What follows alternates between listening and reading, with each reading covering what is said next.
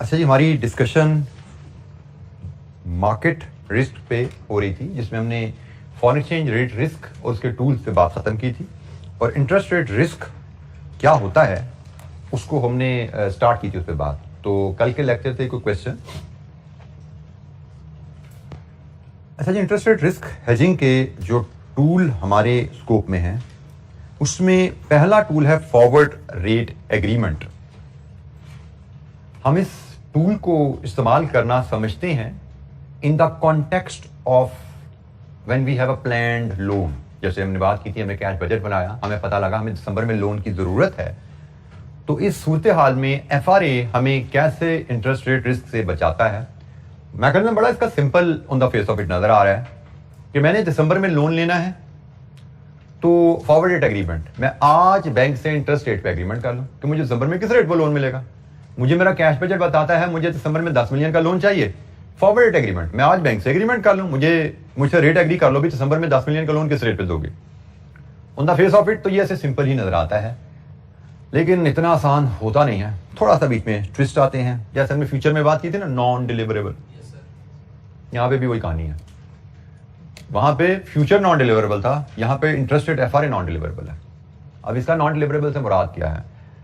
होता यह है कि मैंने एक बैंक से एग्री किया कि भाई मैं आपसे लोन लेना चाहता हूं दिसंबर में 10 मिलियन का, मुझसे रेट एग्री कर लो। बैंक ने कहा ठीक है जी, हम आपको 10% पे रेट एग्री कर लेते हैं आपसे। 10% पे रेट एग्री हो जाता है बैंक से मेरा जब, और फिर लोन लेने का टाइम आ गया, मैं बैंक के पास गया लोन लेने, तो बैंक कहता जी हम एफआरए में लोन नहीं देते, नॉन डिलीवरेबल है हमारे FRA. Interest rate FRA non deliverable होते हैं, एफआरए के अगेंस्ट लोन मिलता नहीं आपको। ओके जी, लोन तो हम नहीं देते आपको, आप लोन किसी और बैंक से ले लो। आपने कहा ठीक है जी, मैं ले लेता हूँ लोन से, मैं फलाने बैंक से पैसा किया, वो 12% लोन दे रहा मुझे, तो मेरा आपसे एग्रीमेंट 10% का था। तो बैंक कहेगा जी हाजिर हम 2% का मसला है ना, वो हमसे ले लो। 2% एक्स्ट्रा मांग रहे ना आपसे इंटरेस्ट, बैंक आपका जिससे लोन ले रहे हो, 2% हम आपको दे देते हैं भाई, जो फर्क है, ताकि आपकी कॉस्ट 10% रहे। अब होगा क्या, आपने जिस बैंक से एफआरए किया था 2% उससे वसूल करोगे, 10% अपनी जेब से ला लोगे, जिससे लोन लिया 12% उसको दे दोगे, आपकी कॉस्ट 10% रही। ऑल्टरनेटिव, आपने बैंक से एफआरए किया था कि जी मेरा लोन 10% होगा, लोन लेने का टाइम आया, आपको दूसरे बैंक से लोन 8% में मिल गया, क्योंकि एफआरए तो नॉन डिलीवरेबल है, ये तो साबित है ना। जिस बैंक से एफआरए किया उसने लोन नहीं देना आपको, तो आपने मार्केट से लोन लिया, आपको 8% मिल गया। अब एफआरए बैंक कहेगा भाई आपका तो मेरा से सौदा था, आप 10% इंटरेस्ट पे करोगे, आपको 8% पे लोन मिल गया, 2% मुझे दे दो, आपकी कॉस्ट 10% लॉक है। This is FRA, non deliverable FRA. FRA bank कोई और है, लेंडिंग बैंक कोई और है। जो एक्चुअल इंटरेस्ट आपको मिलेगा उसका और एफआरए के इंटरेस्ट रेट का डिफरेंस बैंक और कंपनी आपस में सेटल कर लेती है। ठीक है, दोनों चीज एक बैंक से भी हो सकती हैं, बिल्कुल। मैंने आपको लेकिन ये दोनों एग्रीमेंट लादा होते हैं, एफआरए का एग्रीमेंट लादा है, लोन का एग्रीमेंट लादा है। ठीक है, दोनों चीजें एक बैंक से भी हो सकती हैं। Just to keep things simple, मैंने कि समझो बैंक की दो वजह से मैंने से बात कर दी। 2% सालाना होता है, interest rate are always annual. आपने 6 महीने का लोन है तो 2% per annum for a period of 6 month. ठीक है, 6 महीने का जितने पीरियड का लोन है, रेट्स आर ऑलवेज एनुअल।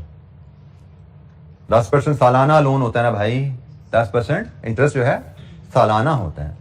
और आपको अगर 8% कॉस्ट पड़नी है तो 8% सालाना कॉस्ट है।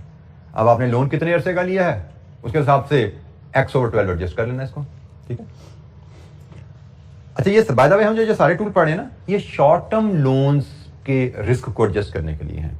ठीक है, कि आपने 2 महीने का, 4 महीने का, 6 महीने का लोन लेना है, short term less than a year period का लोन लेना है, उस पे आपको रिस्क है, उसको कैसे कवर किया जाए। लॉन्ग टर्म लोन्स पे जो इंटरेस्ट रेट रिस्क होता है उसकी डीलिंग फिर सीफैप 4 में होगी। ठीक है, यहाँ पे शॉर्ट टर्म की बात हो रही है। एफआरए के रिलेटेड कुछ टर्म मोटा मोटा मैंने बता दिया, अब हम उससे कुछ बारीकी में थोड़ा सा पढ़ लेते हैं। कुछ बेसिक जो टर्म्स हैं इसी पराये में रहते हुए, FR is a binding agreement between a bank and a customer. It is an agreement that fixes an interest rate now for a future interest period. ठीक हो गया जी। An FRA for an interest period starting at the end of 3 months and lasting until end of 9 months is mentioned as 3V9, 3-9 और 329। ये जी बड़ा जरूरी होता है FRA का एक्सप्रेशन। अब बैंक के पास जाओ, बैंक से कोई FRA चाहिए, बैंक में ना FRA ऐसे कोटू होते हैं 225, 5.4, 5.35, 326, 5.42 and say 5.45, sorry, 3762, बल्कि यहाँ से ऊपर से लिए एग्जाम्पल 329 से 5.45 एंड से 5.4। FRA जो है ना बैंकों में ऐसे कोट होते हैं। करेंसी FRA में होता है 3 month forward, 6 month forward, 1 month forward. क्या आपने करेंसी खरीदनी कब है या बेचनी कब है? अगर आपने करेंसी फॉरवर्ड एग्रीमेंट करना है 1 महीने बाद खरीदो फरोख्त का, तो you are interested in 1 month forward agreement. आपको कस्टमर से पैसे आने हैं 3 महीने बाद, you are interested in sell FRA, you will take 3 month FRA। 3 महीने बाद खरीदो फरोख्त होनी, काम खत्म हो जाना है। ये लोन है, ये डिपॉजिट है। यहां पे पहला पॉइंट है कि कब आपने लोन लेना है, डिपॉजिट लेना है, कितने महीने बाद। लेकिन लोन और डिपॉजिट के साथ एक और ट्रांजैक्शन भी आती है। लोन या डिपॉजिट जब लिया तो वापस भी तो करना होता है ना भाई, तो मैच्योरिटी भी आती है। इसलिए लोन FRA में 2 पीरियड आते हैं, 1 पीरियड नहीं आता। करेंसी FRA में 1 पीरियड आएगा, 3 मंथ फॉरवर्ड, खत्म हो गई। 3 महीने बाद खरीद लेना भाई, 3 महीने बाद बेच देना। लोन के FRA में या डिपॉजिट के FRA में 2 पीरियड आते हैं। आज से 2 महीने बाद आप लोन लोगे, आज से 5 महीने बाद लोन वापस करोगे। मतलब कितने महीने का लोन है? 3 महीने का। आज से 3 महीने बाद लोन लोगे, आज से 6 महीने बाद लोन वापस करोगे। कितने महीने का लोन है? 3 महीने का। आज से 3 महीने बाद लोन लोगे, आज से 9 महीने बाद वापस करोगे, मतलब 6 महीने का। सो लोन के FRA में 2 पीरियड्स होते हैं। एक पीरियड होता है month from today when loan और डिपॉजिट ट्रांजैक्शन विल इनिशिएट, और दूसरा पीरियड होता है month from today when loan और डिपॉजिट विल मैच्योर। और इन दोनों का डिफरेंस है ड्यूरेशन ऑफ द लोन और डिपॉजिट। 2 रेट्स होंगे जस्ट लाइक बाई सेलिंग। एक लोन होता है, एक रेट होता है लोन का FRA, हाई रेट है तो लोन के FRA का एप्लीकेबल है, लो रेट है तो डिपॉजिट के FRA पे एप्लीकेबल है। क्योंकि आपको तो फॉरवर्ड रेट दोनों पे रिस्क है ना। आपने 2 महीने बाद डिपॉजिट करवाना है तो भी रिस्क है, आपने 2 महीने बाद लोन लेना है तो भी रिस्क है। तो FRA का पीरियड आपने सिलेक्ट करना है, FRA का रेट सिलेक्ट करना है अपनी नेचर ऑफ ट्रांजैक्शन के मुताबिक, and you enter into FRA। FRA में जो रेट्स दिए जाते हैं ना, बेसिकली ये बेस रेट होते हैं काइबोर, जिसको कराची इंटरबैंक ऑफर रेट कहते हैं। ये बेस रेट होते हैं। नॉर्मली बैंक्स जो आपको इंटरेस्ट रेट देते हैं वो इस बेस रेट से लिंक करके लोन ऑफर कर रहे होते हैं। ठीक है, तो हमने कहा कि आपका बेस रेट यहां पे लॉक हो रहा है। जैसे अगर आपको लोन मिलता है काइबोर +2 पे, अगर लोन मिलता है आपको काइबोर +2 पे, फॉर एग्जांपल आप दिसंबर में जाओगे, उसके जो काइबोर चल रहा होगा +2 करके आपको बैंक लोन दे देगा। 2% बाद बैंक अपना मार्जिन एक तरह का ऐड करता है। मसला 2% का नहीं होता, 2% तो बैंक का फिक्स होता है। मसला होता है काइबोर कहां जाएगा दिसंबर में। तो ये बेसिकली हम जो बात कर रहे हैं ना 5.4, ये काइबोर की बात हो रही है। हमारा काइबोर लॉक हो रहा है। हमें लोन 5.4 पे नहीं मिल जाएगा, हमारा काइबोर 5.4 लॉक हो गया। ठीक है, तो उस वक्त जो एक्चुअल काइबोर होगा उससे डिफरेंस लेके हम लेन देन कर लेंगे बैंक के साथ। एग्जाम्पल भी देखेंगे इसकी हम कुछ। अच्छा जी, FRA में कुछ टर्म्स यूज की जाती हैं। अगर आपने लोन को हेज करना है तो आप कहते हैं जी FRA बाय कर लो। अगर आपने डिपॉजिट को हेज करना है तो कहा जाता है FRA सेल करो। ये टर्म्स हैं। अगेन ये टर्म्स हम C-4 में डिस्कस नहीं करते क्योंकि वहां पे मैटर नहीं करता। आपको जितनी बात यहां बता देनी, यहीं पे काम होता है। भाई लोन का है तो इस पे एग्रीमेंट कर लेना, डिपॉजिट का इस पे कर लेना। लेकिन क्योंकि अब आपके MCQs हैं तो इसलिए हमें बातें कुछ ऐसी करनी पड़ती हैं जो अदरवाइज इनकी जरूरत नहीं पड़ती। ठीक है, तो अब हम कह रहे हैं कि अब हम क्या कह रहे हैं कि अगर हमने लोन लेना है 2 महीने बाद पीरियड ऑफ 3 मंथ लोन लेना है तो we will sell FRA at 5.4। अगर हमने 2 महीने बाद 3 महीने का डिपॉजिट रखना है we will buy FRA at 5.35। ठीक है, तो लोन का FRA सेल FRA कहलाता है, डिपॉजिट का FRA बाय FRA कहलाता है। ठीक है, ये चीज याद रखिएगा। छोटी सी टर्म है, एग्जामिनर हमसे इसको भी टच करने को कह सकता है। और FRA से रिलेटेड हमारे पास बड़ी बेसिक सी कुछ एग्जांपल्स हैं। मैं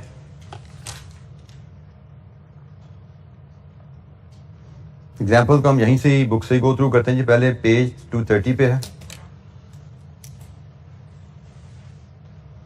एक छोटा सा केस है, बेसिकली उसी को बिल्ड किया गया है। पेज 230 की टॉप से शुरू हो रहा है, एक छोटे से केस को लेकर बिल्ड किया गया है।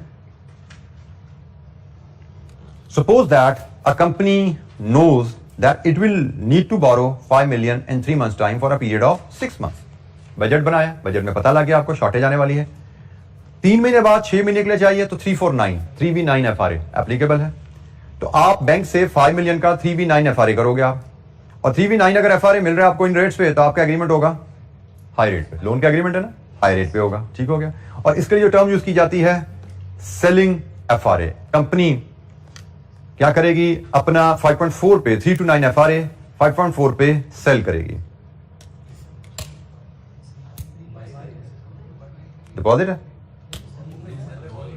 बोरो है, हमने क्या पढ़ा था, मैं भूल गया भाई, पढ़ा। हाँ जी बिल्कुल ठीक है जी, बाय करेगी, बोरिंग के लिए बाय करते हैं, डिपॉजिट के लिए सेल करते हैं। क्योंकि मैं नहीं पता नहीं ये टर्म है CFAP में नहीं पढ़ाते, इसलिए मैं अभी फ्लुएंट नहीं इन टर्म से। बोरो के लिए बाय।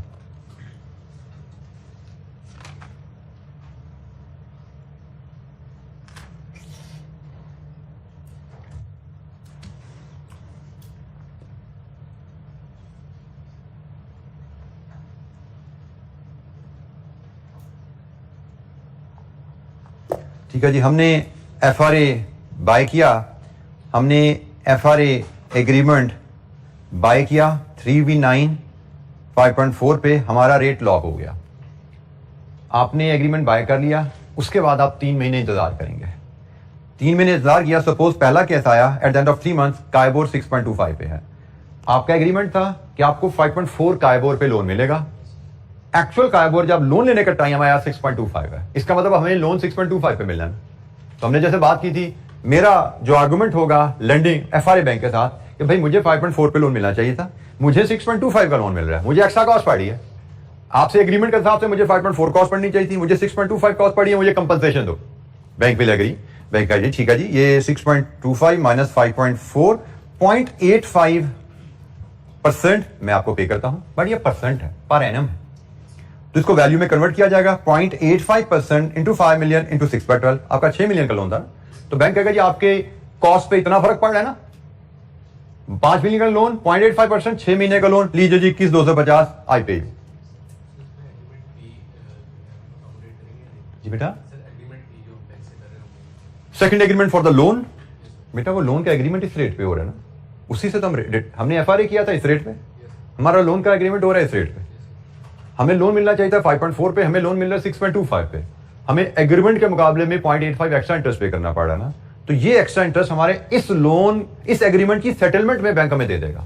इसको कहा जाता है FRA सेटलमेंट। FRA के अगेंस्ट लोन नहीं मिलेगा, FRA सेटल होता है कि भाई FRA का हिसाब खत्म कर लो, भाई सेटलमेंट से हिसाब खत्म करो।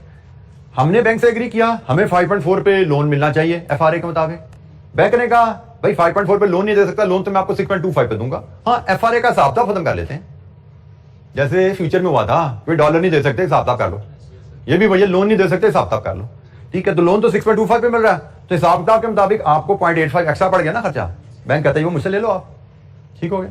तो 0.85% को वैल्यू में कन्वर्ट किया गया, आपका लोन पीरियड वैल्यू में कन्वर्ट किया गया 21,250।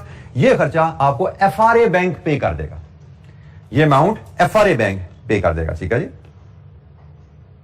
FRA settled by the payment from the bank, इस केस में बैंक ने पे करनी है to the buyer of FRA। अच्छा, इसमें एक छोटा सा कैच और है, सिर्फ कैच है, उसकी कैलकुलेशन हमारे स्कोप में नहीं है। CFAP 4 में जैसे हम कैलकुलेशन भी करते हैं, वो कैच क्या है अब जरा तवज्जो से सुन लीजिएगा। हमने FRA किया है 3 to 9। शॉर्ट टर्म लोन्स में लोन स्टार्ट होना है यहां पे, रीपे होना है यहां पे, एग्रीड। शॉर्ट टर्म लोन्स में इंटरेस्ट कहां पे किया जाता है, with maturity. Short term loan में यहां पे कंपनी लोन लेती है, 6 महीने बाद प्रिंसिपल विद इंटरेस्ट रीपे करती है। This how it is done. Long term में ना क्वार्टरली, 6 मंथली, सालाना इंटरेस्ट जाता रहता है। शॉर्ट टर्म में तो 6 महीने का लोन है, एक ही दफा विद प्रिंसिपल इंटरेस्ट जाता है। अब जरा होता क्या है कि FRA सेटल यहां पे होना होता है। FRA सेटल यहां पे हो जाता है कि भाई जब मैंने लोन ले लिया तो FRA को यहीं पे कहानी खत्म की जाती है। अब एक कॉन्सेप्ट क्या आता है कि भाई मैं FRA बैंक के पास गया, उसको मैंने कहा कि भाई मुझे तो जो आपसे एग्रीमेंट था उसके मुकाबले में 0.85% ज्यादा इंटरेस्ट पड़ा, तो यू शुड पे मी। अब FRA सेटलमेंट यहां पे होनी है, और यहां पे मैं बेसिकली क्या ले रहा हूं, एक्स्ट्रा इंटरेस्ट कॉस्ट की कंपनसेशन। एक्स्ट्रा इंटरेस्ट कॉस्ट की कंपनसेशन ले रहा हूं ना बैंक से। मैं FRA बैंक से कह रहा हूं भाई मुझे एक्स्ट्रा इंटरेस्ट पड़ना है, तो उसकी कंपनसेशन आप मुझे पे करें 0.85%। अब बैंक ने मुझे FRA सेटलमेंट यहां देनी है और मैंने एक्स्ट्रा इंटरेस्ट पे कब करना है। ये एक छोटा सा कॉन्सेप्ट है। चूंकि सेटलमेंट एडवांस में होती है तो वो पूरी अमाउंट में नहीं होती, वो 21,250 में नहीं होती, वो प्रेजेंट वैल्यू में होती है। 6 महीने एडवांस में है ना, तो 6 महीने की डिस्काउंटिंग करके की जाती है। ठीक हो गया। तो ये एक छोटा सा कॉन्सेप्ट है, इसकी कैलकुलेशन हमें किताब में नजर नहीं आ रही, ठीक है, तो लेकिन कैलकुलेशन में कोई चैलेंज है भी नहीं, मैं आपसे अगर शेयर कर लूं। हमें 6 महीने के लिए डिस्काउंट करना है, और किस रेट पे डिस्काउंट करना है? जिस रेट पे आप लोन ले रहे हो। मैं इसकी वैल्यू अगर कैलकुलेट करके आपको दिखा दूं तो it will be 21,250 into 1/1 plus R. R साल का है 6.25, तो हमने तो 6 महीने का डिस्काउंट करना है ना, 0.0625/2। 1/1 प्लस आर, यही होता है डिस्काउंट फैक्टर। तो 1 प्लस आर अगर साल का फैक्टर लोगे तो साल की डिस्काउंटिंग, हमने तो 6 महीने की डिस्काउंटिंग करनी है, तो इसको बटा 2 कर लो, 6 महीने का रेट बन गया। तो अमाउंट एफआरए सेटलमेंट की हम ये कैलकुलेट करते हैं, लेकिन पीवी ऑफ एफआरए सेटलमेंट हम ऐसे बना सकते हैं। ये जुमला यहां पे यही लिखा हुआ है, actual payment will be less, क्योंकि FRA is settled immediately at the beginning of the notional interest period and not at the end of the period. Actual interest end पे जाना होता है, एफआरए सेटलमेंट शुरू में होती है, इसलिए वो पीवी में की जाती है, रिड्यूस्ड अमाउंट की जाती है। कैलकुलेशन आपके लिए मैंने लिख दी, बहुत ही आसान कैलकुलेशन है, इसे मैंने आपके सामने शेयर कर दी। आल्दो हम यहाँ पे सवाल देखते हैं तो यहाँ पे कैलकुलेशन ये वाली पीवी की कैलकुलेशन नजर नहीं आती, बट हम पीवी के कॉन्सेप्ट से भी फेमिलियर है।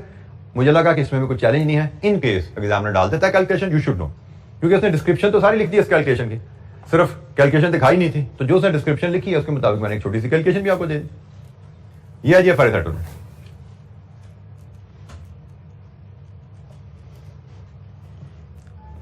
अच्छा, इसी एग्जाम्पल की कंटिन्यूएशन का एक और केस है।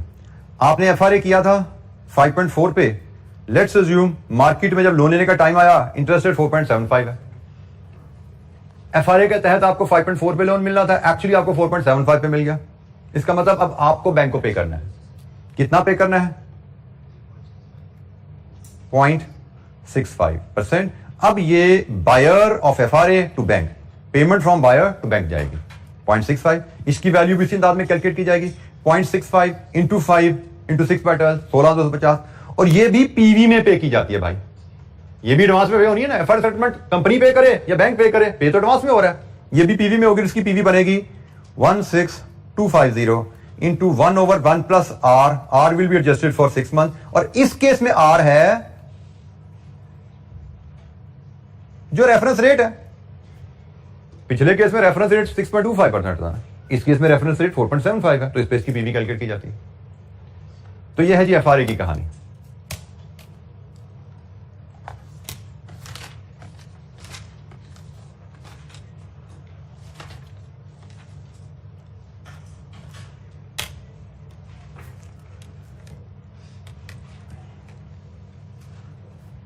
अच्छा जी, एफआरए के लिए एक मैं आपसे क्वेश्चन 1 है हमारे पास, ये आई कैप क्वेश्चन बैंक का क्वेश्चन है, इसको हम डिस्कस करते हैं, जिसको मैं थोड़ा सा मॉडिफाई करके डिस्कस कर लेता हूँ ताकि आपका सिनेरियो थोड़ा एक और भी डिस्कस हो जाए, क्योंकि हमने लोन का केस तो डिस्कस कर लिया।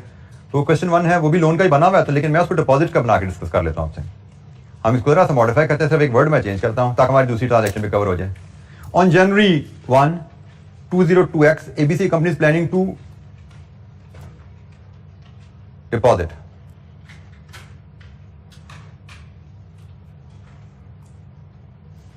Deposit 30 million for a period of 6 months starting in April, फरवरी, मार्च, अप्रैल, 3 महीने बाद 6 महीने का 3 to 6 डिपॉजिट है, 5.47 विल अप्लाई। ठीक हो गया जी। What should ABC do to lock the interest rate today? Deposit पे इंटरेस्ट रेट लॉक करने के लिए, डिपॉजिट के लिए एफआरए कौन सा करते हैं हम? सेल।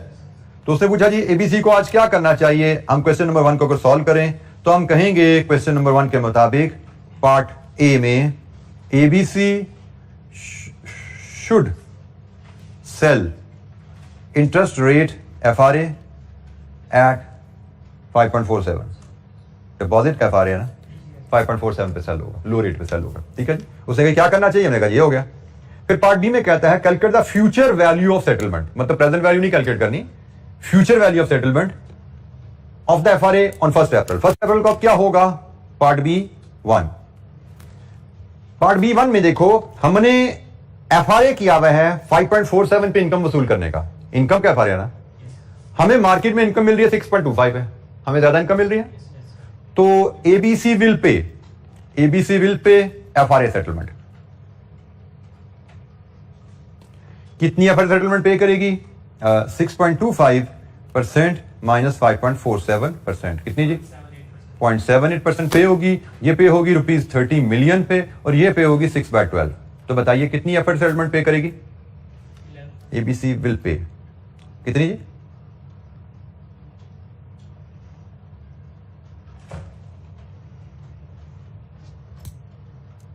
.7 सी मिलियन में बोल रहे हो, 0.117, 1,17,000 रुपीज में ले आओ।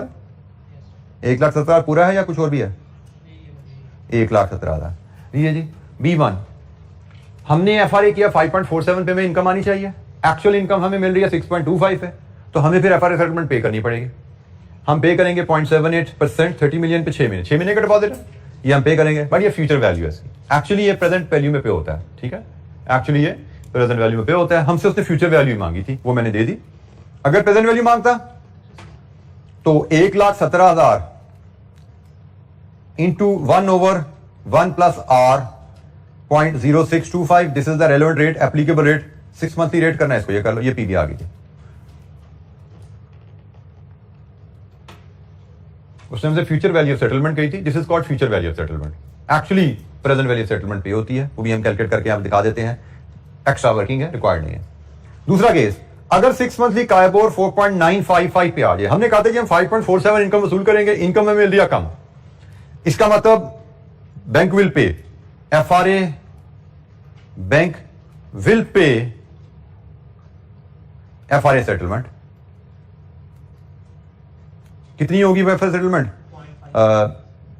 5.47 माइनस 4.955%, 0.515%, और ये पे होनी है 30 मिलियन पे ही, और ये पे होनी है for a period of 6 backward. कितनी वैल्यू?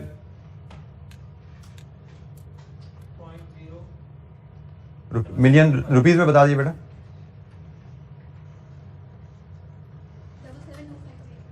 77250, ये है जी हमारी फ्यूचर वैल्यू ऑफ सेटलमेंट। सवाल हमारे यहां पे खत्म हो जाता है। अगर हमसे पीवी कहा जाए तो वो होगी जी 77250 into 1/1 plus 0.0955/2, 6 month interest adjust किया। हम सिर्फ इंटरेस्ट को एडजस्ट करते हैं फॉर पीरियड, ख्याल करना है 1 is for principal, 1 plus R को हमने 6 महीने का बना लिया, यहां से हम पीवी ले सकते हैं अगर कहा जाता तो। हमने एक केस FRA लोन का डिस्कस किया, एक केस FRA डिपॉजिट का डिस्कस कर लिया, और FRA में यही है, इसके अलावा इंशाअल्लाह में कुछ आने की उम्मीद नहीं। पास पेपर में इस पर कुछ नजर नहीं आ रहा, क्योंकि पास पेपर हमारे पास बड़े लिमिटेड है, मैं बार बार बोल चुका हूं, आपको फिर बता दूं। मॉडल पेपर में एक फ्यूचर का क्वेश्चन है जो शायद हमने कर लिया हुआ है, और पास पेपर में स्प्रिंग इंस्टीट्यूट में एक FRA मनी मार्केट है जो भी नहीं किया, इंशाअल्लाह हम डिस्कशन क्लास में इसको देख लेंगे, but that will be simple इंशाअल्लाह। जी बेटा।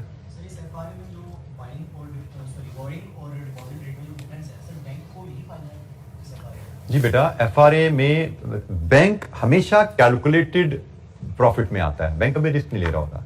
बैंक जहां पे आपसे FRA फॉर डिपॉजिट कर रहा है, किसी से FRA फॉर लोन कर रहा होता है, बैंक अपना बीच में मार्जिन लॉक कर रहा होता है। जिस तरह फॉरेन करेंसी बाइंग सेलिंग में बैंक ने मार्जिन लॉक किया हुआ है, ठीक है, यहाँ पे भी बैंक का मार्जिन लॉक है, बैंक रिस्क नहीं ले रहा। आपको लोन कमिट कर दे और खुद बैठा रहे, दुआएं मांगता है, इंटरेस्ट रेट ना बढ़ जाए, इंटरेस्ट रेट ना बढ़ जाए, ऐसा नहीं होता। बैंक आपसे एक एग्रीमेंट करता है, साथ ही बैक टू बैक दूसरा एग्रीमेंट किसी और पार्टी से कर रहा होता है, और फिर वो सुकून की नींद होता है। Bank they don't take risk, bank risk averse होते हैं, वो रिस्क नहीं लेते। जी, एनी क्वेश्चन? अच्छा जी, इंटरेस्ट रेट FRA के बाद next tool interest rate futures.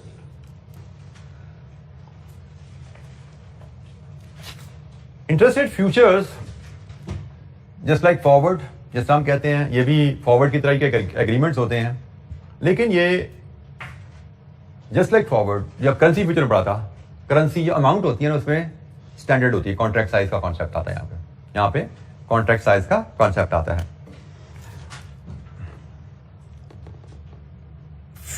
Future के थ्रू आपने अगर लोन को हेज करना है तो आप सेल इंटरेस्ट रेट फ्यूचर से हेज बनाते हो, अगर आपने डिपॉजिट को हेज करना है तो आप बाय इंटरेस्ट रेट फ्यूचर से हेज बनाते हो। अभी हमने पढ़ा था बोरिंग FRA से करना है तो बाय FRA करो, डिपॉजिट FRA से करना है तो सेल FRA करो।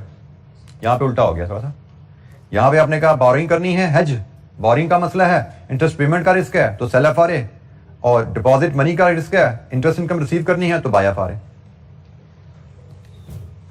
अच्छा, लेकिन यहां पे फ्यूचर की कहानी थोड़ी सी डिफरेंट रहती है इस लिहाज से भी, एक तो कॉन्ट्रैक्ट साइज का मामला होता है। एफआरए में आप 10 लाख, 15 लाख, 50 लाख, 75 लाख, 75 लाख 500, 505 मिलियन, 507 मिलियन, 507 या 2 मिलियन किसी भी अमाउंट का एग्रीमेंट कर सकते हो। इधर ऐसा नहीं, स्टैंडर्ड कॉन्ट्रैक्ट साइज होते हैं। जैसे कॉन्ट्रैक्ट साइज अगर 1 मिलियन है तो you can only have an agreement to borrow or invest in the multiple of 1 million. Contract size आ गया।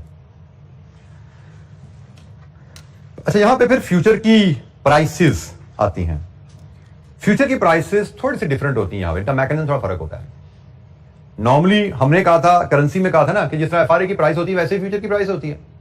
एफआरए की प्राइस अगर रुपीज पर डॉलर 250 रुपए है तो फ्यूचर की प्राइस भी लगभग वैसे ही होती है, 250 रुपए ही होती है। लेकिन इंटरेस्ट रेट फ्यूचर में प्राइसिंग मैकेनिज्म फर्क है।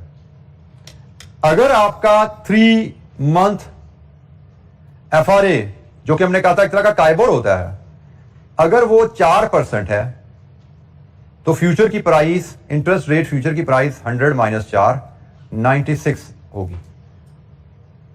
फ्यूचर की प्राइस का मैकेनिज्म थोड़ा सा फर्क रखा जाता है। मतलब फ्यूचर की प्राइस अगर 96 है ना, इसका मतलब इंटरेस्ट फ्यूचर का रेट 4% है। अगर फ्यूचर की प्राइस 95 है ना, इसका मतलब फ्यूचर का इंटरेस्ट रेट 5% है। ठीक है, करेंसी फॉरवर्ड का रेट और करेंसी फ्यूचर का रेट एक ही तरीके से लिखे जाते हैं, लेकिन इंटरेस्ट रेट फॉरवर्ड का रेट और इंटरेस्ट रेट फ्यूचर का रेट लिखने का तरीका थोड़ा फर्क है। इंटरेस्ट रेट फॉरवर्ड का रेट तो सिंपल है 4% पर एनम, लेकिन फ्यूचर का रेट 100 - 4 होता है 96। तो अगर फ्यूचर की प्राइस 96 लिखी नजर आ रही है, इसका मतलब फॉरवर्ड रेट आपका 4% है। इसमें आपका एग्रीमेंट 4% पे हो रहा है। अगर आपके फ्यूचर की प्राइस 95 ऑफर हो रही है, इसका मतलब आपको फॉरवर्ड रेट 5% ऑफर हो रहा है। प्राइस का मैकेनिज्म इसका थोड़ा फर्क होता है। जैसे यहां पे एग्जांपल दी हुई है कि भाई अगर रेट 5.22 है, इसका मतलब फ्यूचर की प्राइस 94.7 है। अगर प्राइस 93.56 आपको बताएगी है, इसका मतलब 6.44 इंटरेस्ट रेट है। तो ये आपने ध्यान में रखना है कि 100 - R, हमारी प्राइस 100 - R से बनती है, 100 - काइबोर से बनती है फ्यूचर की प्राइस। ऐसा किया क्यों जाता है? ऐसा किया इसलिए जाता है कि जब इंटरेस्ट रेट बढ़ेगा तो फ्यूचर की प्राइस गिरेगी। इंटरेस्ट रेट 4 से 5 पे जाएगा तो फ्यूचर की प्राइस 96 से 95 पे आ जाएगी। ये मैकेनिज्म इसलिए बिल्ड किया जाता है। जब इंटरेस्ट रेट गिरेगा तो फ्यूचर की प्राइस बढ़ेगी। ये मैकेनिज्म इसलिए बिल्ड किया गया कि ये बिहेवियर हम ले सकें। हमने प्राइस को 100 - R क्यों किया? क्योंकि हम ये बिहेवियर को टारगेट कर रहे थे कि जब इंटरेस्ट रेट की कीमत, इंटरेस्ट रेट बढ़े तो फ्यूचर की प्राइस गिरे, जब इंटरेस्ट रेट गिरे तो फ्यूचर की प्राइस बढ़े। हम ये टारगेट करना चाहते थे, इसलिए हमने फ्यूचर की प्राइस का मैकेनिज्म ही बदल दिया। अगर हम फ्यूचर की प्राइस भी इंटरेस्ट रेट पे ही रखते तो इंटरेस्ट रेट बढ़ता, फ्यूचर बढ़ता, इंटरेस्ट रेट गिरता, फ्यूचर गिरता। हम उलट चाह रहे थे, तो उलट के लिए हमने फिर ये किया। तो अब इंटरेस्ट रेट बढ़ेगा, फ्यूचर गिरेगा, इंटरेस्ट रेट गिरेगा, फ्यूचर बढ़ेगा। ये हम हासिल करना चाहते थे। क्यों? वो भी हम एग्जाम्पल देखेंगे, उसमें में नजर आएगा ये मैकेनिज्म। अभी हम एग्जाम्पल बजाएंगे, ये वहां पे हमें मैकेनिज्म नजर आएगा कि हम ऐसा क्यों चाह रहे हैं।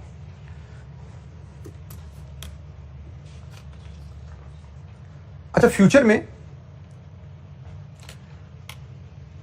करेंसी में हमने पढ़ा था एफआरए डिलीवरेबल है और फ्यूचर नॉन डिलीवरेबल है।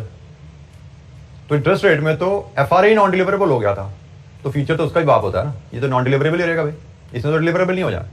ठीक है, ये नॉन डिलीवरेबल रहेगा ये भी। तो करेंसी में भी नॉन डिलीवरेबल था, तो यहां तो पक्का नॉन डिलीवरेबल है, जहां पे एफआरए भी नॉन डिलीवरेबल होता है। अच्छा, ये काम कैसे करता है?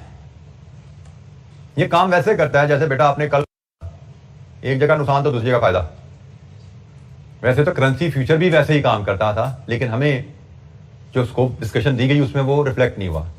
लेकिन यहां पे बिल्कुल वैसे ही चीज रिफ्लेक्ट हो रही है कि अगर मार्केट में इंटरेस्ट रेट बढ़ेगा तो फ्यूचर की प्राइस गिरेगी, मार्केट में इंटरेस्ट रेट गिरेगा तो फ्यूचर की प्राइस बढ़ेगी। अब जरा सुनो, जरा यहां पे आओ। ये मैंने लोन लेना है। लोन लेने के लिए क्या करूंगा मैं? सेल। लोन लेना है 3 महीने बाद। मुझे डर क्या है? इंटरेस्ट रेट बढ़ ना जाए, इसी से डरता हूं ना मैं। इंटरेस्ट रेट गिरेगा तो मैं छलांगे मारूंगा भाई। इंटरेस्ट रेट के बढ़ने से मैं डरता हूं, इंटरेस्ट रेट के बढ़ने से मैं डरता हूं। मैंने एफआरए ये फ्यूचर बेच दिया, सेल किया, सिंपल बाइंग सेलिंग की ट्रांजैक्शन समझो। मैंने फ्यूचर बेच दिया, अब इंटरेस्ट रेट वाकई बढ़ गया तो फ्यूचर सस्ता हो जाएगा ना। यही पड़ा था ना 100 - R, कभी जब इंटरेस्ट रेट बढ़ेगा तो फ्यूचर सस्ता हो जाएगा। अब मैंने फ्यूचर के थ्रू लोन तो नहीं लेना, मैंने सेल किया था, मैंने बाय करना है वापस जाके। तो मैंने फ्यूचर सेल कर दिया, इंटरेस्ट रेट बढ़ गया तो फ्यूचर सस्ता हो गया, मैं उसको बाय करके खाता खत्म करूंगा अपना। तो इंटरेस्ट रेट बढ़ने से जो मेरा नुकसान हुआ, इधर से मुनाफा आ जाएगा। सेल महंगा किया था, खरीदा सस्ता, बराबर हो गया, ऑफसेट हो गया। यहां पे आ जाओ, मैंने डिपॉजिट करवाना है, मैंने इनकम कमानी है, मुझे डर के इंटरेस्ट रेट गिरना चाहिए 3 महीने में। हल क्या है? फ्यूचर बाय कर लो, फ्यूचर बाय कर लो। फ्यूचर समझो गंदम मैं खरीद ली मैंने, मुझे डर है इंटरेस्ट रेट गिर ना जाए। मैंने कहा यार ये गंदम खरीद करा लो, पकड़ ली मैंने जनाब गंदम। अब मुझे पता है इंटरेस्ट रेट अगर गिरेगा तो फ्यूचर बढ़ जाएगा, तो गंदम महंगी हो जाएगी ना भाई। सस्ती खरीदी थी महंगी बेच दूंगा, तो इधर मेरा नुकसान हुआ, उधर से फायदा आ गया। तो फ्यूचर बेसिकली आपका एक तरह का एक ऐसा एग्रीमेंट है जिसको हमने लिंक कर दिया हुआ है इंटरेस्ट रेट के साथ, और इस अंदाज में लिंक किया है कि अगर इंटरेस्ट रेट बढ़ेगा फ्यूचर की प्राइस गिरेगी, अगर इंटरेस्ट रेट गिरेगा तो फ्यूचर की प्राइस बढ़ेगी। इंटरेस्ट रेट बढ़ने से अगर मुझे लोन पे ज्यादा इंटरेस्ट पे करना पड़ रहा है तो वो इंटरेस्ट मुझे इंटरेस्ट रेट फ्यूचर की प्राइस गिरने से फायदे से कवर हो जाता है। अगर इंटरेस्ट रेट गिरने से मुझे इनकम में कमी आ रही है तो इनकम में कमी मेरी इस केस में इंटरेस्ट रेट के बढ़ने, फ्यूचर के बढ़ने से इनकम की सूरत में कवर हो जाती है।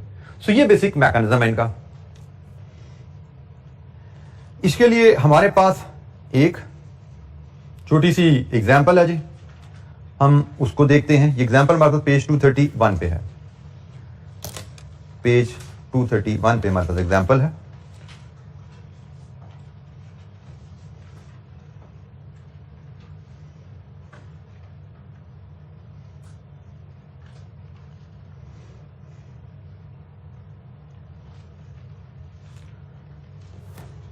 अच्छा, इसको यहीं से हम अगर फॉलो करें, company will need to borrow 8 million rupees. ये यूरो, ये टाइपो थोड़ा सा आ रहा है इस पे काफी ज्यादा, इसको मैं ठीक करता जाऊंगा जैसे नोट करते जाएगा।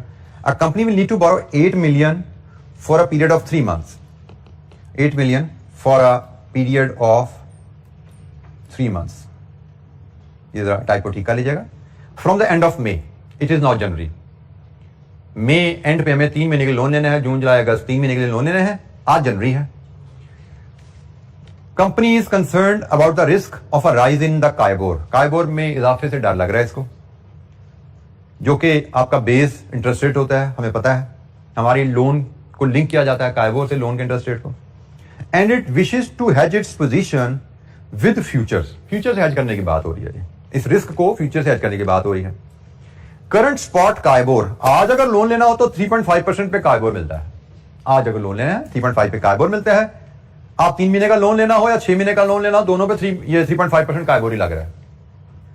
And the current June KIBOR future price is the same 96.5। अच्छा, यहां पे जिसने फ्यूचर के साथ एक महीना भी अटैच कर दिया without getting into any discussion, एक मंथ अटैच कर दिया। अच्छा, इसके बारे में एक बेसिक सा असूल याद रख लीजिए, किताब में वो पीछे असूल कहीं डिस्कस नहीं हुआ, यहाँ पे एकदम ये इसने एंट्री डाल दी इसकी। जैसे मैंने कहा ना कि ये टॉपिक पे डेप्थ वो ज्यादा होती है, तो इसको जब सिंपलीफाई करते करते कोई ना कोई गलती हो जाती है। जैसे मुझसे भी कल गलती होनी थी, मैं तो किया, लेकिन किताब वाले से छप गई तो छप गई, तो अब छप गई है तो फिर हमें इसको थोड़ा सा समझ लेना चाहिए। बड़ी आसान सी बात है। मार्केट में ना फ्यूचर कई तरह के मिलते हैं, जून जुलाई अगस्त, कई तरह के फ्यूचर कॉन्ट्रैक्ट अवेलेबल है। जैसे व्यापारी नहीं होता 1 मंथ 3 मंथ 5 मंथ 6 मंथ, आपको जो चाहिए ले लो। फ्यूचर भी इस तरह के ही मिलते हैं। 3 मंथ, उसमें जून डेट होती है, जून का फ्यूचर, जुलाई का फ्यूचर, सितंबर का फ्यूचर, दिसंबर का फ्यूचर, आपने कौन सा लेना है। एफआरए में तो हम क्लियर थे, अभी 3 महीने बाद पैसे आने हैं, 3 मंथ एफआरए ले लो। 6 महीने बाद पेमेंट करनी है, 6 मंथ एफआरए ले लो। यहां पे असूल भी बड़ा आसान है, कोई मुश्किल नहीं है। यहां वहां पे होता था ना, आपने करेंसी खरीदनी कब है, जब खरीदनी है उसका पीरियड का एफआरए ले लो। करेंसी बेचनी कब है, जब बेचनी है आपका एफआरए ले लो। यहां पे क्या है, आपने लोन लेना कब है, कब लोन लेना है, मई में। तो जिस तारीख को लोन लेना है, जिस तारीख को इन्वेस्टमेंट करनी है, उसके फौरन अगला एफआरए ले लो, तो वो बनता है। यहां पे तो उसने दिया ही जून हुआ है ना, इसलिए हम जून ले रहे। हो सकता है वो जून जुलाई 2 दे देता, कि जो जून का 96.5 पे है, जुलाई का 96.4 पे है, हो सकता है वो 2 दे देता। तो हमारा असूल क्या है, जिस तारीख को लोन लेना है, जिस तारीख को हमने इन्वेस्टमेंट करनी है, उसके फौरन बाद वाला एफआरए लेना, फ्यूचर लेना होता है। एफआरए में डेट मैचिंग होती है, क्योंकि एफआरए होता है over the counter. FRA bank के पास जाके ओवर द काउंटर उनसे रेट, पीरियड भी एग्री करते हो, डेट भी एग्री करते हो, रेट भी एग्री करते हो। फ्यूचर ओवर द काउंटर नहीं है, फ्यूचर एक्सचेंजेस में ट्रेड होता है। इसलिए इसमें आप एक्सचेंज से जाकर डेट एग्री नहीं कर सकते, मुझे किस डेट का एग्रीमेंट दोगे। वहां पे दुकान में सजी हुई है, भाई ये जून का एग्रीमेंट भी है, जुलाई का भी है, देख लो कौन सा लेना है। आपका असूल क्या रहेगा, भाई मुझे किस दिन ट्रांजैक्शन मेरी सेटल होनी है। लोन में आपका रिस्क तब तक ही है ना जब तक आपने लोन लिया नहीं। जिस दिन लोन ले लिया रिस्क खत्म हो गया। आपका रिस्क तब तक है जब तक आपने इन्वेस्टमेंट की नहीं। जब इन्वेस्टमेंट कर दी, मई में आके इन्वेस्टमेंट कर दी या मई में आके लोन ले लिया, रिस्क खत्म हो गया। तो आपका जिस तारीख को रिस्क खत्म होना है उससे अगली डेट का एग्रीमेंट करते हो, उससे फौरन अगली डेट का एग्रीमेंट। तो यहां पे तो एक ही एग्रीमेंट है जून का, हम वही कर रहे हैं।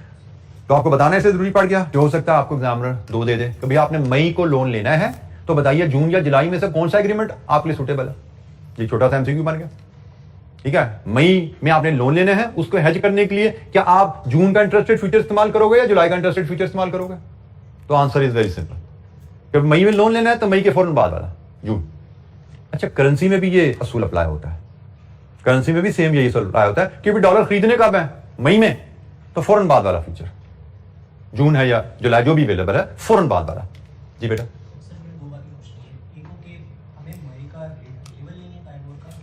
मई का तो काइबोर अवेलेबल है ना बेटा, उसने लिखा है स्पॉट काइबोर इज 3.5।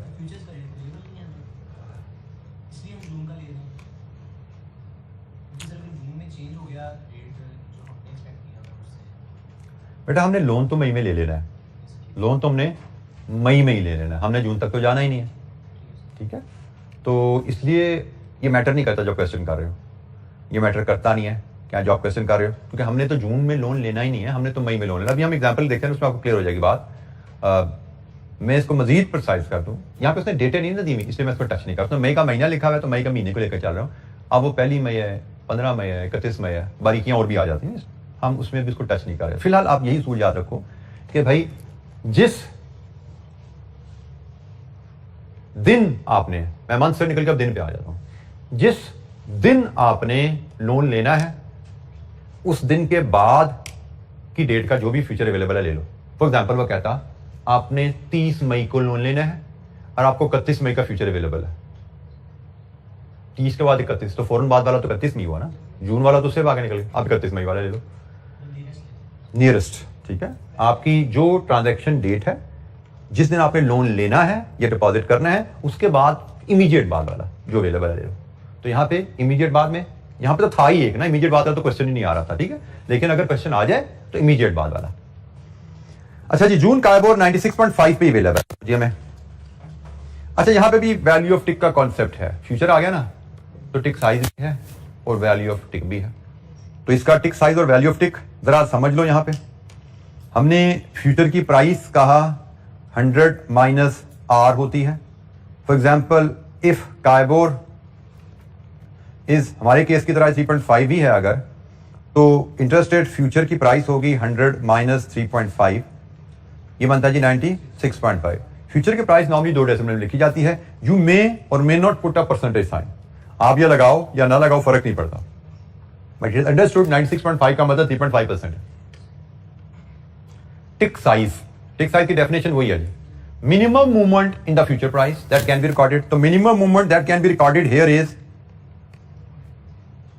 0.01%, यही है। 0.9649 हो सकता है या 96.51 हो सकता है, तो 0.01% की मूवमेंट रिकॉर्ड होती है। फिर वैल्यू ऑफ टिक आ जाता है। वैल्यू ऑफ टिक हमने पढ़ा था कि एक कॉन्ट्रैक्ट की प्राइस एक टिक मूव कर जाए, नफा या नुकसान। तो उसमें हमने जो देखा था करेंसी में, टिक साइज इनटू कॉन्ट्रैक्ट साइज, यहां पे तो चाहिए, करेंसी में तो यही पढ़ा था ना, टिक साइज इनटू कॉन्ट्रैक्ट साइज। अगर याद हो तो हमने वहां पे पढ़ा था जी ₹0.0001 और $1,25,000 कॉन्ट्रैक्ट साइज, हमने टिक वैल्यू निकाली थी 12.5, ऐसे था। तो बेसिक कॉन्सेप्ट तो यहां पे भी वही लगा, बट फर्क यहां पे क्या आ जाता है कि भाई ये तो परसेंटेज पर आना है, परसेंटेज है ना ये, तो इधर तो मैच्योरिटी पीरियड का भी कॉन्सेप्ट आ जाता है। करेंसी में तो बाइंग सेलिंग में ऐसा नहीं होता। अच्छा, फ्यूचर में आपने कॉन्सेप्ट याद रखना है कि फ्यूचर के इंटरेस्ट रेट्स जो होते हैं वो एक्सटेंडेड 3/12 पीरियड पे अप्लाई होते हैं।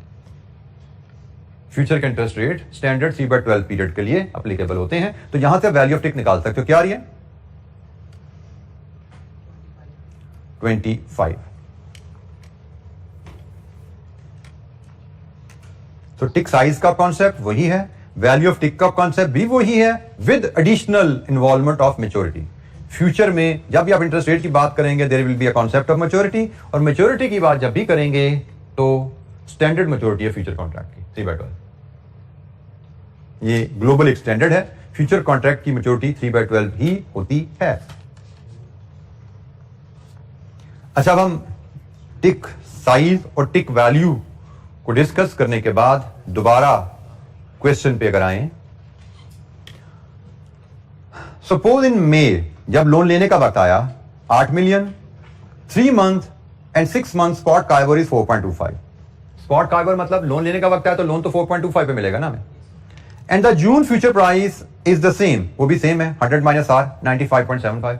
अब फ्यूचर प्राइस सेम से मुराद 100 माइनस 4.25 है, इंटरेस्ट रेट 4.25 है और जून फ्यूचर के प्राइस 95.75 है। अच्छा, ये हमने हेज किया कैसे था, हमने ये हेज बनाया कैसे था, हमने कब था हमारी transaction, company needs to borrow, हमें आज की तारीख नहीं बताएगी। हेज बनाने के लिए, लोन का हेज बनाने के लिए, बोरो के लिए हम सेल इंटरेस्ट रेट फ्यूचर किए थे हमने, और हमने 8 मिलियन को हेज करना है, 1 मिलियन का कॉन्ट्रैक्ट साइज है, तो हमने 8 काइबर फ्यूचर कॉन्ट्रैक्ट सेल करने थे। The exposure in the risk, company should sell 8 KIBOR future of June. कैसे निकाले 8? Amount to be borrowed over contract size. ठीक है जी। अब हुआ क्या, हमने जब हेज पोजीशन ओपन की थी हमने सेल किए थे कॉन्ट्रैक्ट 96.5 पे, यही बताइए ना मैं डेट कि जी स्पॉट रेट 93.5 था और फ्यूचर की प्राइस भी उस वक्त जब हमने लिया था, जब हमने लोन हेज किया था 96.5 थी, तो हमने 96.5 पे सेल किया। फिर जब आ गई मई की तारीख, at the time of loan, जब लोन लेने का वक्त आया तो हमने ये एग्रीमेंट रिवर्स किया, हमने फ्यूचर को बाय कर लिया। इससे हमें 0.75% का फायदा हो गया। इस 0.75% फायदे को आप कैसे कैलकुलेट कर सकते हो, वैल्यू में 0.75% into 8 contracts of 1 million each into 3/12। बताओ यहां से टोटल फायदा कितना हुआ? 15,000। आपने फ्यूचर सेल किया, आपने फ्यूचर बाय किया, आपको इतने का फायदा हो गया 0.75। आपने 8 कॉन्ट्रैक्ट्स 1 मिलियन के लिए, उस पे 0.75 का फायदा है, लेकिन परसेंटेज फ्यूचर कॉन्ट्रैक्ट में हमेशा 3/12 से एडजस्ट होगी। 3/12 पे एडजस्ट किया, 15,000 आ गया। यहां पे भी टाइपो है, यहां पे यूरो का साइन लिखा गया, इसको रुपीस बना लीजिएगा। अच्छा जी, इसकी अल्टरनेटिव कैलकुलेशन टिक के साथ वो ये गिवन है, 8 कॉन्ट्रैक्ट्स, इसको आप 75 टिक्स पढ़ते हैं, 75 टिक्स इंटू 25, ये 15,000 ऐसे निकाला जा सकता है। तो 15,000 की कैलकुलेशन आप ऐसे कर लो या ऐसे कर लो, एक ही बात है। 0.75% को आप 75 टिक्स भी पढ़ेंगे आप, 75 टिक्स है, एक टिक 25 रुपए का है, और 8 कॉन्ट्रैक्ट्स पे 75 टिक्स इंटू 25, 15,000 पे। दोनों तरह से कैलकुलेशन होती है। फ्यूचर हेज, लोन के केस में आप इंटरेस्ट रेट फ्यूचर बेचते हो जब आपके कैश बजट ने बनाया आपको लोन लेना है, फिर लोन लेने के टाइम पे आप फ्यूचर बाय करते हो और नफा या नुकसान कैलकुलेट कर लेते हो। अब आ जाते हो भाई, अब फ्यूचर की कहानी खत्म होगी, अब लोन लिया जाए। आप मार्केट में गए, 8 मिलियन का 4.25% पे 3/12 लोन लिया, ये उसकी कॉस्ट बनी। 15,000 आपने फ्यूचर में कमा लिया था, उससे रिड्यूस किया, ये आपकी नेट इंटरेस्ट कॉस्ट आ गई। मार्केट में इंटरेस्ट रेट बढ़ गया था ना, तो बढ़ने की वजह से जो नुकसान हुआ था, फ्यूचर में आपको फायदा हो गया, उससे कंपनसेट हो गया। और हम यहां पे देख सकते हैं कि हमारी कॉस्ट 3.5% की 3.5% पे रहेगी। जितना हमें इंटरेस्ट रेट के बढ़ने से नुकसान हुआ था, उतना ही हमें फ्यूचर की प्राइस गिरने से फायदा हो गया। प्रैक्टिकली हमें जितना इंटरेस्ट रेट बढ़ने से नुकसान हुआ, उतना ही फ्यूचर प्राइस गिरने से फायदा हो गया। अल्टीमेटली हमारी कॉस्ट वही 3.5% पे ही रह गई।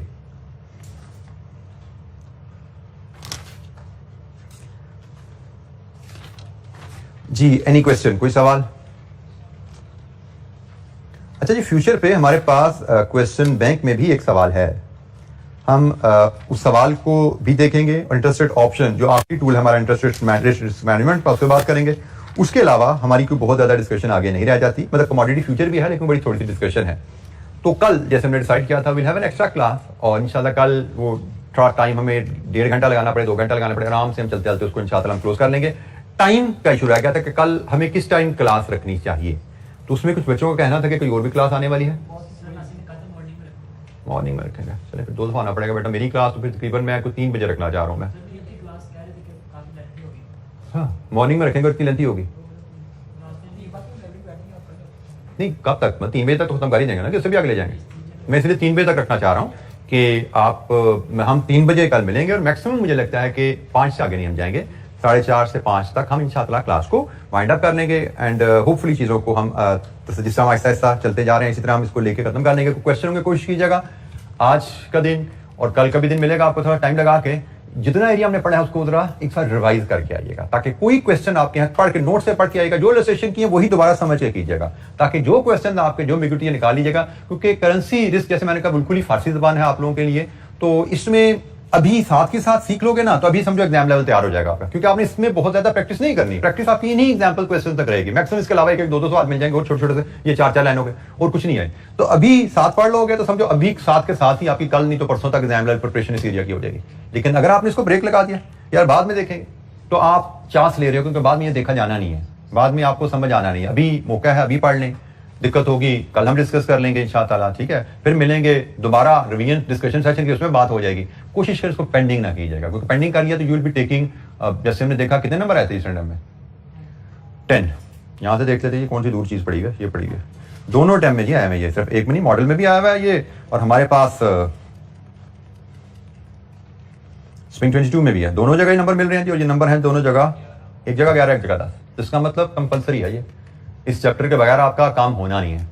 और ये चैप्टर पढ़ने में आपको मे भी थोड़ा सा मुश्किल लग रहा है, जैसे मैंने कहा कि फारसी ज़बान लग रही है, लेकिन एग्जाम पॉइंट ऑफ व्यू से let me tell you this is going to be one of the easiest question. अगर आपने इसको यहाँ पे ग्रिप कर लिया 1-2 दिनों में तो ये सबसे आसान सवाल आपका होने वाला है। फ्यूचर का सवाल तो हमने कर लिया हुआ है, एफआरए मनी मार्केट भी हमने जो क्लास में सवाल इलस्ट्रेशन की हुई ना उनसे आसान ही सवाल आया हुआ है ध्यान में, जो इलस्ट्रेशन हमने की है। तो ये आपका तैयार है टॉपिक, जितना क्लासरूम लेवल रीडिंग रिवीजन और क्वेश्चन मैक्सिमम जो बुक में है कर लिए, या एक आध सवाल मैंने आपसे कोई और शेयर कर लिया तो कर लिया, इससे बाहर आपने नहीं जाना। बड़ा लिमिटेड चीजें हैं यहाँ, यही आपको इंशाल्लाह पूरे नंबर दिलवाएंगे। थोड़ी सी जी रिफ्रेशमेंट का हमने बंदोबस्त किया हुआ है, आखिरी क्लास तो आपकी तो कल होनी है, लेकिन बाकी बच्चों की आज और तो मैंने कहा ये काम स्टाफ पता नहीं कल अवेलेबल हो या ना हो, तो आप सब लोगों के लिए क्लास के रेफरेंस से, ठीक है जी। तो बाकी इंशाअल्लाह अब हम कल मिलेंगे और उसके बाद फिर हम कोई रिवीजन रिलेटेड कोई डिस्कशन करनी है, आप लोगों की रिवीजन स्ट्रेटजी क्या होनी चाहिए, हमारा प्लान क्या होगा, हम उस पर इंशाअल्लाह वो भी बात करेंगे और कल इंशाअल्लाह हम इस सेशन को क्लोज करेंगे इंशाअल्लाह।